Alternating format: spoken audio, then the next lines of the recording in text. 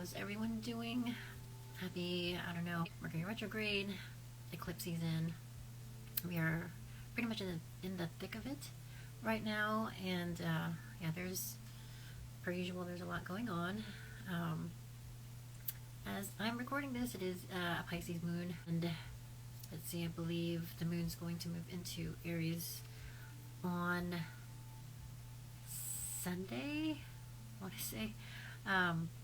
But yeah, we are in a lot of really really crazy energy right now, and yeah, it's a good time to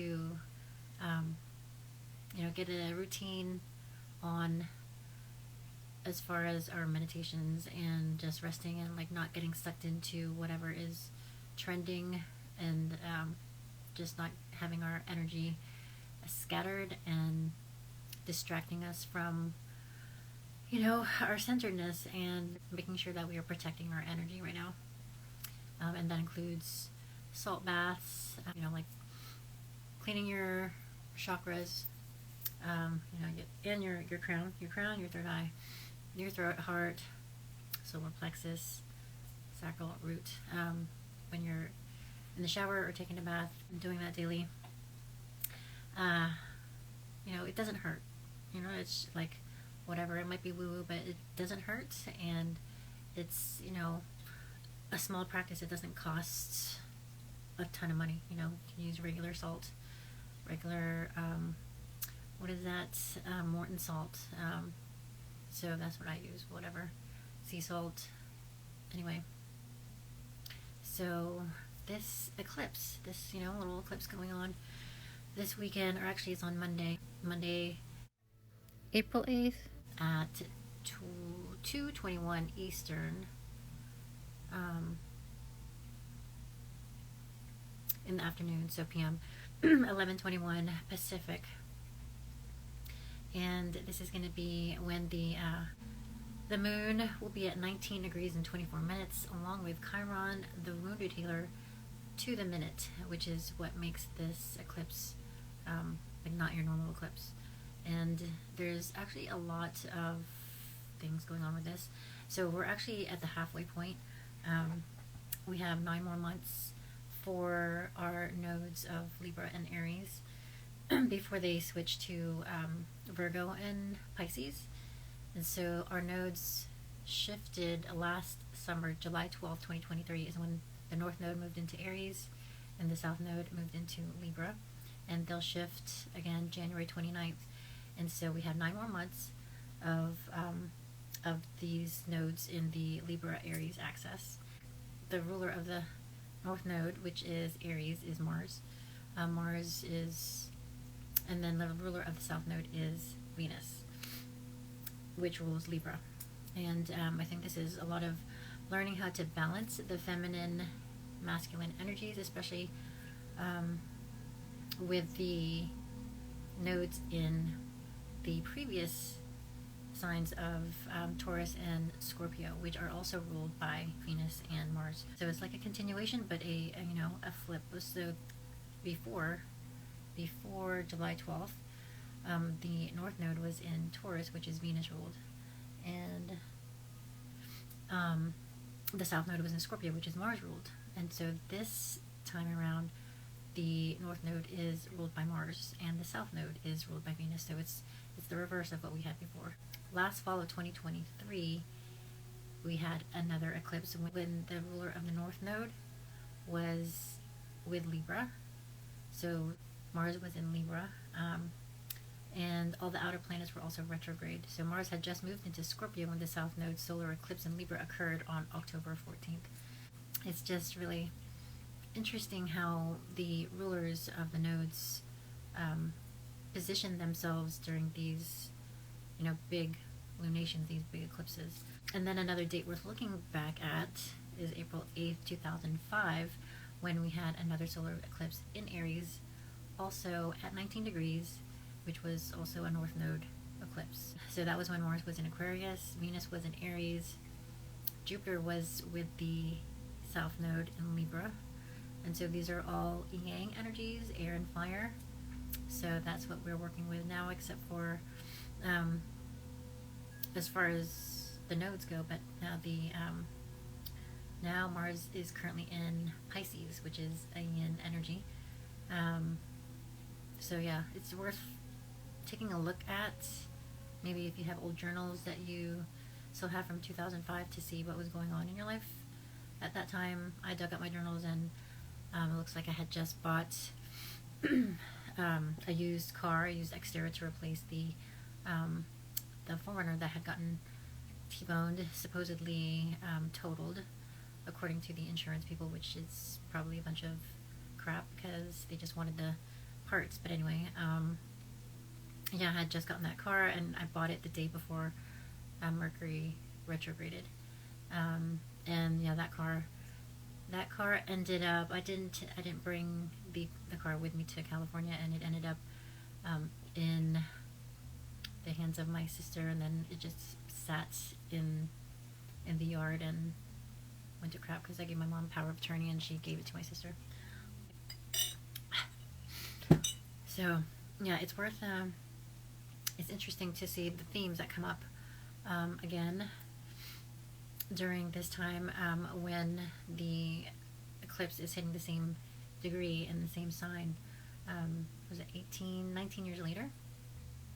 As far as the rulers of these signs, Venus rules Taurus and Libra and represents relationships, values, what we attract, self-worth, it's yin energy, divine feminine. And Mars-ruled Aries and Scorpio, which represents independence, severing, war, conflict, aggression, will, ambition, pursuits, protection, yang energy, divine masculine. Mars also represents younger people as well, like soldiers. It's kind of got it rules Aries, which is the first sign of the zodiac. It's the first sign of the zodiac, which is considered to be the baby of the zodiac. So Mars is connected to younger children, younger energy. And Venus and Mars met up recently in Aquarius, which is an emotionally detached air sign that holds a lot of love and wisdom, as water bearers do, and also needs its space. And it met up at 6 degrees and 56 minutes, and which is right on top of the United States South Node. And like the United States birth chart is really interesting to line up with the eclipse, which I might touch on in a little while. And their like birth chart, their birth date and time is July 4th, 1776, 5:10 p.m., Philadelphia, Pennsylvania. And yeah, so Venus and Mars met up in Aquarius, and so with the balancing of these energies, I really feel like that this is another supportive signature that is really kind of encouraging us to do away with the gender roles and not have it so polarized. And like, of course there is masculine and feminine, there's going to be that polarity, but it doesn't have to be so divisive. It can be polarizing because that's the nature of opposites, but divisiveness lends to contention, which is unproductive. So, but anyway, ruler of Aquarius is Uranus, which aids in evolution and represents, friend groups. It's considered to be the planet of awakening, advancements, experimentation, and wants to go beyond any limits. Wants to shake things out of stagnation. It's a sign of evolution and outgrowing the old. And we've been building up to a Jupiter-Uranus conjunction in Taurus, which they'll meet at 21 degrees. And so 2 more degrees on April 20th. So they're only 2 degrees apart at the moment. So April 20th, they'll meet at 21 degrees, which is a Sagittarius degree. And Sagittarius is ruled by Jupiter. And Jupiter, which is also known as the cosmic Santa Claus, brings blessings, represents beliefs, wisdom, justice, and it expands anything it touches.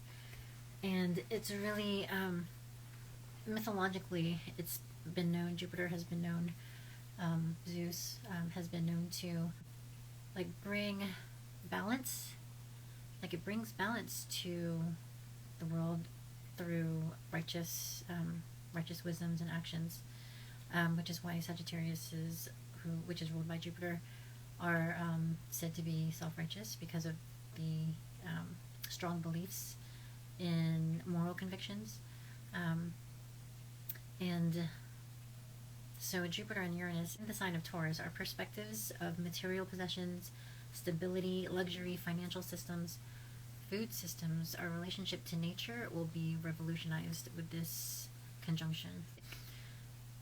So with the sextiles, aka creative opportunities, to all the energies that have been moving through Pisces, we have consciously or unconsciously been reimagining, manifesting a new, more aligned way of keeping ourselves alive and coexisting with the rest of Earth's being. And the connection to Uranus being the ruler of Aquarius ties into the far-reaching worldwide and universal implications. So believe it or not, more of us are finding our own truth, soul-searching, finding coherence with ourselves, which has been a challenge to achieve when we've been pulled away from our true passions through distractions, through subtle programming for generations. And this has been by design to keep us in servitude to a small group of people who have known about this magic and has been gatekeeping it for centuries. And the thing that will kind of break the spell is the coherence with ourselves. And that means coherence with the divine, which we all embody, which aids in collective evolution, aka being a conscious co-creator. So as we find security in who we are, which is Aries energy, we inadvertently serve as inspiration for others to do the same. So creating a ripple effect, hence collectively dismantling outdated paradigms and healing old wounds of identity, showing up as fear of being part of a minority group, i.e. female, POC, queer, autistic, short, handicap, etc. However it might have shown up for you, like whatever it might be. Like, we have the power as long as we are able to stay in our centeredness and really focus on what is what's within, and not being influenced by what's outside and like trying to distract us, pull us away from our beingness, our centeredness. So there's like a handful of significant co-occurring aspects during this eclipse. So one of them, the eclipse itself is when the sun and moon, it's like, this one is a new moon, right? So it's a solar eclipse, and that's when the that's when the moon comes between the earth and the sun. And so that's an eclipse by itself. But then on top of that is Chiron, the wounded healer. I've described the wounded healer as a centaur that connects realms, and so this centaur connects the realm between Saturn and Uranus. And Saturn is limitations and restrictions and boundaries and structures, also discipline and sacrifice. And Uranus is going beyond limitations, breaking the boundaries, breaking the rules, seeing what else is beyond our immediate surroundings.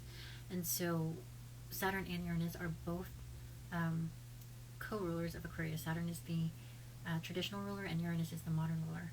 And Uranus was only discovered, when was Uranus discovered? Chiron was discovered in 1977, which is interesting, in the sign of Aries. And so with Chiron being the wounded healer and the centaur that connects the realms of Saturn and Uranus, it's like the energy of taking that risk in, Aries, to see what else is beyond the limitations, like really testing the limits. Because of those risks that were taken, there can be like a shame or an insecurity, or maybe there was some sort of punishment for disobeying Saturn, is one way to look at it. Uranus was discovered in 1781 by William Herschel. That's a significant transit that is co-occurring with this eclipse. Another one that's happening is Mercury. Mercury is currently retrograde in Aries as well, and Mercury will be conjunct Eris, E-R-I-S, during the time of the eclipse at 24 degrees. And 24 degrees um, is a Pisces degree, and Aries is the asteroid, the goddess of strife and discord, who threw an apple into the party, causing a ruckus among Hera, Athena, and Aphrodite, and they competed for the title of the fairest of them all. And you can look this up. It's called the Judgment of Paris, which was basically the event that started the Trojan War. So according to the myth, Paris, a prince of Troy, was tasked with choosing the most beautiful among the three goddesses, who each attempted to bribe Paris in her favor with promises of power, wisdom, or love. And Paris chose Aphrodite out of Hera and Athena as the fairest after she offered him the love of the most beautiful mortal woman, Helen of Sparta. So thus setting the stage for the abduction of Helen, who was already married, and the ensuing conflict between Greece and Troy, aka the Trojan War. And so there's a lot of themes playing out between the masculine and feminine with this kind of the initial event of throwing the apple, or I don't know, where you can even like track it back to not being invited to the wedding. So I mean, this was, you know, Hera, Athena, you know, Aphrodite were at a wedding that Aries was not invited to, and so Aries threw the apple into the party and had them fight over who was to be chosen as the fairest of them all. And then if we look at discord, it's described as a lack of harmony that causes a sense of separation from our heart. And the myth reflects power dynamics, illustrating how gods and goddesses and mortals and immortals manipulate power and to achieve their own ends, as seen in the goddess's attempts to sway Paris and Paris's desire to fulfill the narcissistic god complex of popularity and power, which is a shadow side of Libra that is being exposed with Mercury retrograde conjunct at the Pisces degree. So 24 degrees represents or is connected to Pisces energies because it's the 12th sign of the zodiac, and if you go around the zodiac enough times, you get back to Pisces at 24. Goddesses, discord is described as a lack of harmony that causes a sense of separation from our heart, and the myth reflects power dynamics, illustrating how people, immortal and immortal gods and goddesses, can manipulate power dynamics to achieve their own ends. So, which, you know, is described and seen when the goddesses Hera, Aphrodite, and Athena attempt to sway Paris, and also Paris's desire to fulfill a narcissistic god complex of popularity and power, which are shadow sides of Libra that is being exposed with Mercury retrograde.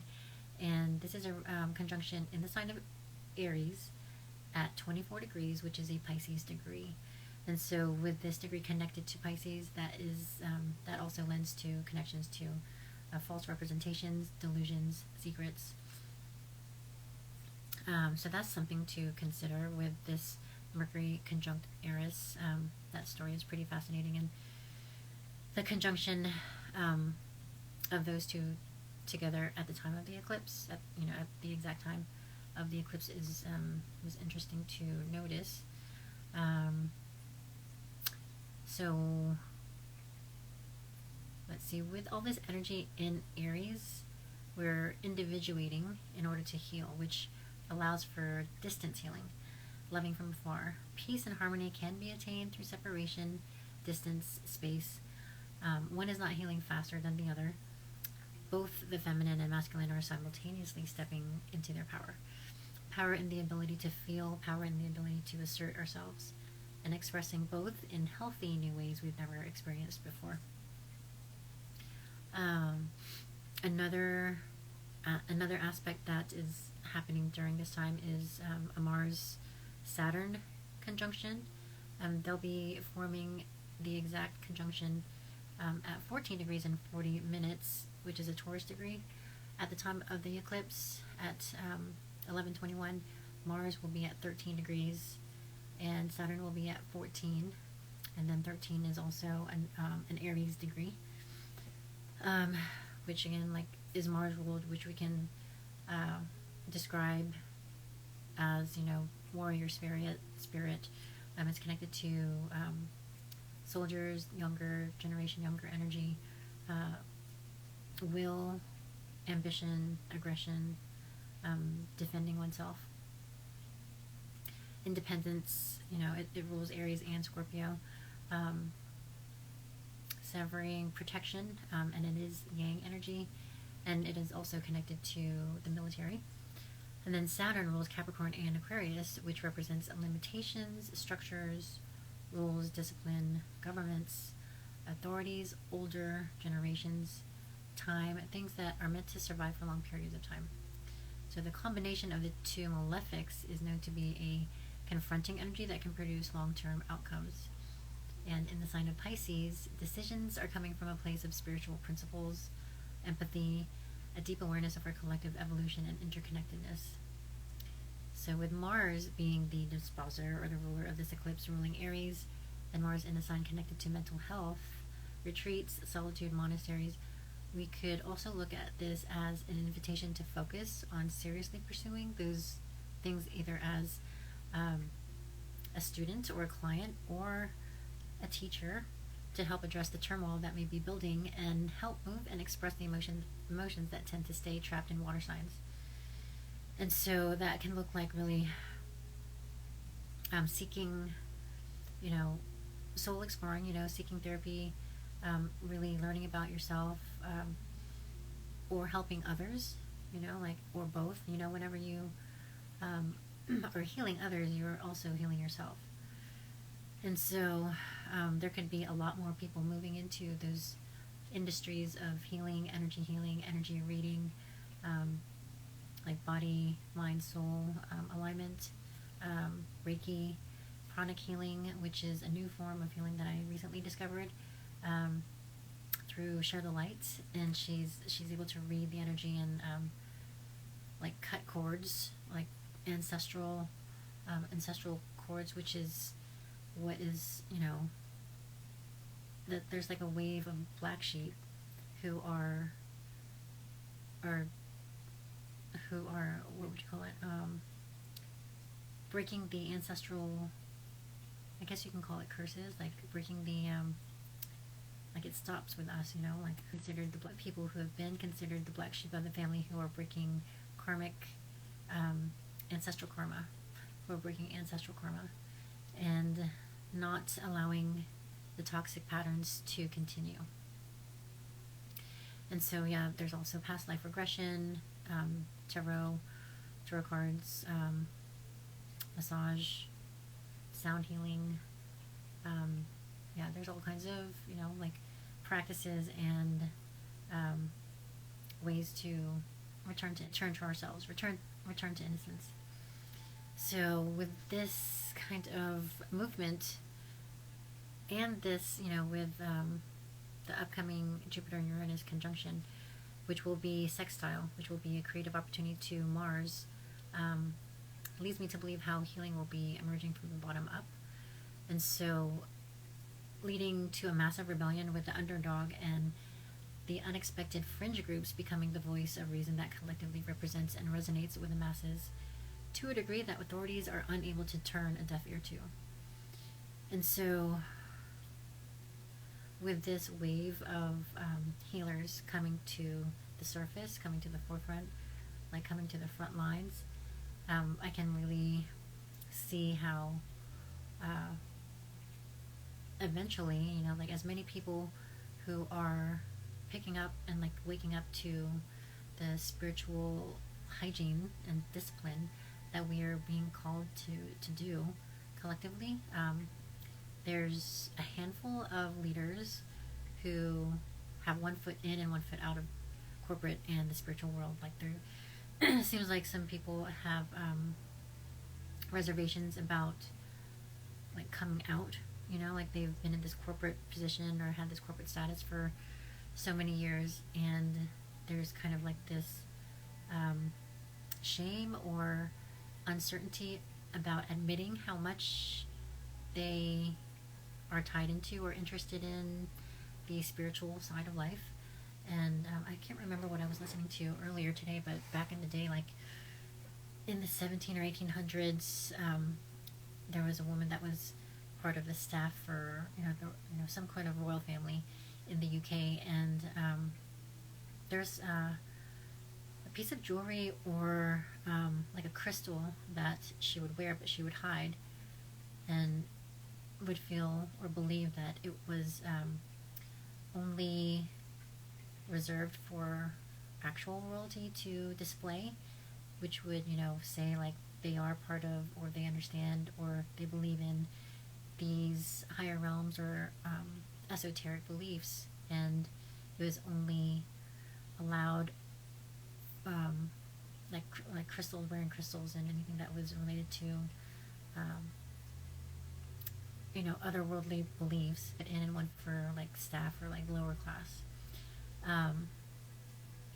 And so I don't know if like the people that have one foot in and one foot out of the corporate and spiritual world have that sort of, like it's tied into that kind of feeling, or if it's kind of a, you know, they're going to get called out or be called woo-woo, or like as if it's like something to be ashamed about. But you know, soon enough, out of a handful from this new breed of leaders will use their platform for good.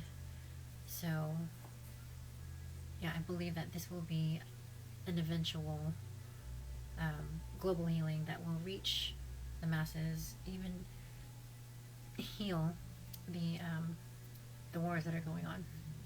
You know, these manufactured wars, and it's going to be a huge 180 from what we're seeing, as long as we can stay focused on what is inside. And our job, our mission, if we choose to accept it, is to fully express and like let go of any fears or judgments, and know that we each have our own unique individual gifts, and we are expressing those gifts that were given to us from the divine. And the more that we can all like lean into that, the more potent and more evolved in the right direction we can go, if that makes any sense. Like the direction that we're going, we have to change the inertia. You know, like the inertia that we are currently on is taking us in the direction of what we've been subject to for hundreds of years, and we have to collectively turn away from that and like turn inward. And it's going to require individuation for a little while, so that we can not be distracted and like learn about ourselves and not be influenced by, you know, the codependent relationships, you know, the Joneses across the street, you know, whatever it might be. So this is the time for individuation and coming into our own. And yeah, that's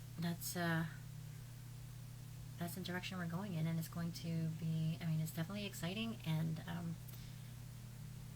a lot of this stuff is hitting the USA chart pretty significantly. Let's see, and the eclipse, the solar eclipse, is hitting the USA Chiron in Aries. The US Chiron is at 20 degrees Aries in the 4th house, which is related to the home, homeland, family, belonging. Like there's kind of like a wounding. There's a wounding in regard to feeling like part of this family. You know, it's kind of like that meme or saying or whatever you want to call it. Like there's a group of elites, and you know, or something like there's a group and we're not part of it. Like that's kind of the vibe that I get from the Chiron. And at 20 degrees is a Scorpio degree. So yes, dude, that can be related to occult groups, maybe, things that are hidden, things that are from the underworld. So there is a wound there, and this eclipse is hitting that Chiron degree. And there was another, at the time of the eclipse, and it is on the USA's Saturn in Libra. Saturn in the USA, Saturn is at 14 Libra, and the South Node is at 15 Libra. And Saturn is authorities, rules, limitations, and so in the 10th house too. When the vertex is happening opposite the USA's Venus in Cancer in the 1st house. So the vertex will be at 3 degrees Capricorn, and the USA Venus is at 6 degrees Cancer. I wanted on the USA's anti-vertex. So I hope that was helpful, and I hope it made sense. Yeah, I had my notes here that I wrote up last night.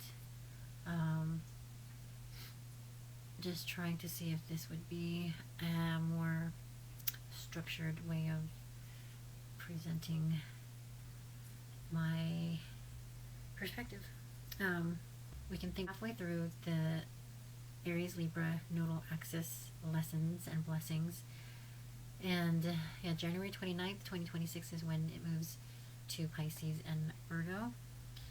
And we can think back 6 months ago, back in October 14th, when we had that happened, a set of eclipses that happened when the nodes changed into Aries and Libra. And so 6 months later, we're at the halfway point, learning how to balance the feminine and masculine energies. And I think we are really coming into the understanding of what needs to be done, and like the resistance is, there's still going to be resistance and confusion, because we've been under the programming of dividing these gender roles strongly over the past hundreds of years, and unlearning that and deprogramming from that takes a lot of getting used to. So yeah, it's helpful. It's really helpful. That's why I love astrology, is because it helps you look at things objectively from a satellite view, cosmic view, instead of nitpicking and like, oh, you didn't open the door for me. Like, I mean, I get it. It's very chivalrous and heroic and sweet, but there are fine lines as to how far that can be taken. So yeah, it's going to be an interesting time learning how to unlearn. Like, the unlearning curve is going to take a lot of getting used to, but it is an exciting time to be aligned, and just very grateful to be here for it. And if you're still alive, then there are some gifts that you have to share, and that's going to benefit the collective, and profound understandings, universal understandings that are yet to be had. So yeah, stay grounded, stay centered, stay hydrated, and I hope that was helpful. I hope that made sense, and thank you always for listening, and take care.